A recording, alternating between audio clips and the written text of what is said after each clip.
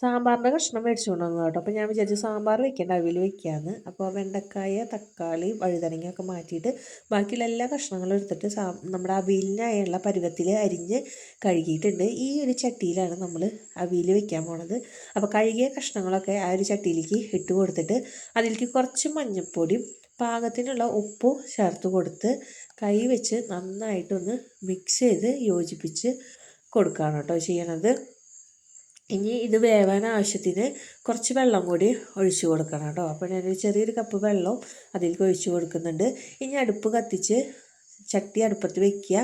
ഒരു മൂടി വെച്ചിട്ട് നമുക്കത് വേവിക്കാൻ വേണ്ടി വെക്കാം കേട്ടോ. ഇനി അതിലേക്ക് അരപ്പിനായിട്ട് കുറച്ച് നാളികേര, ഒരു 4 ചുവന്നുള്ളി, 3 വെളുത്തുള്ളി, ഒരു 4 പച്ചമുളക്, പിന്നെ കുറച്ച് ജീരകവും കൂടി ഇട്ടിട്ട് മിക്സിയുടെ ജാറിൽ ജസ്റ്റ് ഒന്ന് കിറുന്ന് പറഞ്ഞിട്ടൊന്ന് അടിച്ചെടുക്കുക. അപ്പോൾ അരപ്പ് സെറ്റാക്കി വെച്ചിട്ടുണ്ട്. കഷ്ണങ്ങളൊക്കെ വെന്ത് വന്നിട്ടുണ്ട് കേട്ടോ. അപ്പോൾ ഏകദേശം ഒന്ന് വെന്ത് വന്നിട്ടുണ്ട്. അതിലേക്ക് നമ്മൾ അരച്ച് വെച്ചിട്ടുള്ള അരപ്പില്ലേ അതൊന്ന് അതിലേക്ക് ചേർത്ത് കൊടുക്കാം കേട്ടോ. ജസ്റ്റ് ഒന്ന് അടിച്ചെടുക്കുക മാത്രമേ വേണ്ടോ, അല്ലാണ്ട് പേസ്റ്റ് പോലെ ഒന്നും ആക്കണ്ട കേട്ടോ.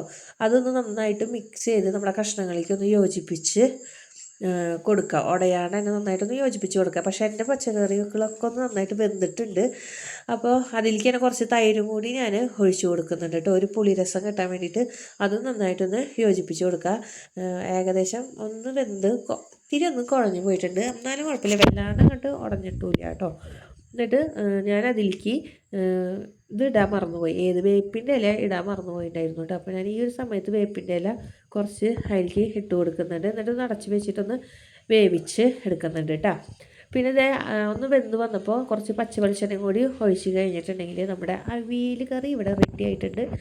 ഇത് എൻ്റെ ഒരു സ്റ്റൈലാണ് കേട്ടോ. അപ്പോൾ ഈ റെസിപ്പി ഇഷ്ടപ്പെടുന്നു ഞാൻ വിചാരിക്കുന്നു. അടുത്തൊരു വീഡിയോയിൽ കാണാം. ബൈ.